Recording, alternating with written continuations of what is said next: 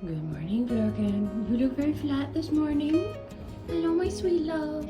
This is the story of Flurkin, the shy, abandoned cat who spent weeks terrified of people before finally deciding he wanted to be loved again. That's a good boy. Can you say hello? Oh, a good boy. Yes. Flurkin was left behind when the people who owned him moved away. For a while, he survived by wandering around the neighborhood begging strangers for food. Some nearby neighbors noticed him constantly showing up at their house, hungry, frightened, and covered in scratches from getting attacked by other neighborhood cats. They knew he needed help, so they contacted Richardson Rescue. Hi there. Well, good morning, baby. Look who. Flurkin arrived at the rescue sometime in October, and I started fostering him on December 1st. From the very beginning, it was obvious he didn't trust people at all.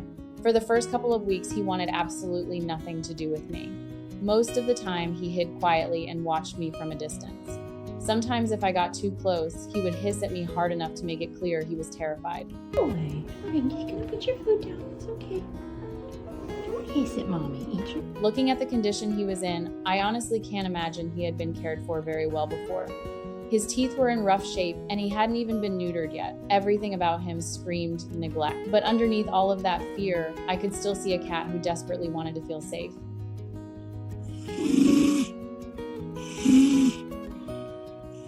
I've always had a soft spot for the misfits, the weird little animals nobody else understands, and especially the shy ones.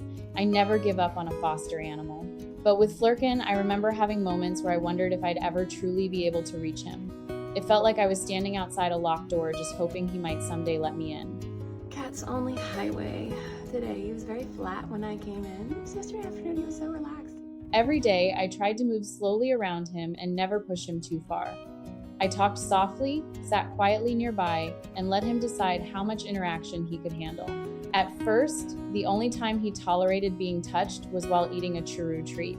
The second the treat was gone, he would immediately pull away and retreat back into hiding. Ken? Hello? You look very eepy this morning. Then about 3 weeks later, right before Christmas, something changed.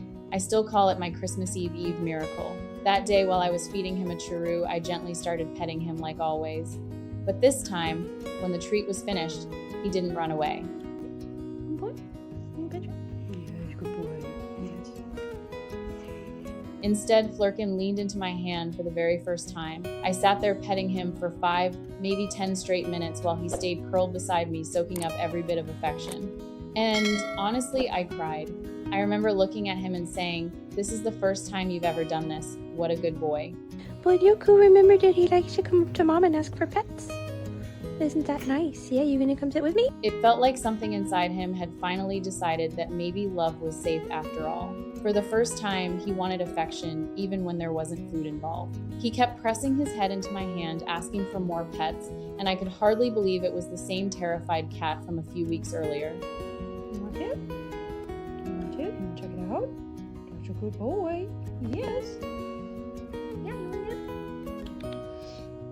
He's making exploratory looks. About a week later, Flurkin started climbing onto the chair beside me while I worked. Then eventually he climbed right onto my lap. One day, I was trying to work on my laptop when suddenly he crawled across the desk and planted himself directly in front of me like he belonged there the whole time. Sweetie. Oh, yes, you are so sweet.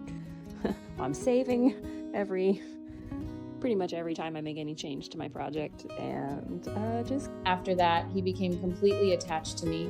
Anytime I walked into the room, he wanted to be sitting on me, laying across my chest, or following right behind me wherever I went. The shy little cat who once hid from everyone had transformed into this giant, fluffy Velcro cat who never wanted to be alone anymore. Look who's sitting with mommy. And look who was smart enough to put a blanket on top of herself so she can just let him make biscuits however he wants.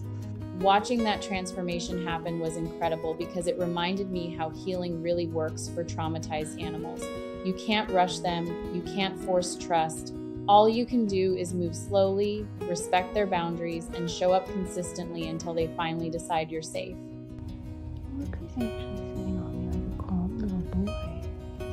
Although he's very voice activated, so now that I'm talking, he may start wriggling around again. I truly believe Flurkin appreciated the fact that I followed his lead and never demanded too much from him. Every tiny moment of progress happened because he chose it himself. Once that switch finally flipped inside him, all the fears started melting away. Hi there. Good morning, baby. Look who popped directly out of his nice little heating pad cubby. If there's one thing Flurkin taught me, it's that some of the most loving animals in the world are the ones who were once the most afraid. Sometimes all they need is patience, kindness, and someone willing to wait long enough for them to believe they deserve love too. You want to? You want to? Can you check it out? Such a good boy. Yes. Yeah, you want to? He's making exploratory looks.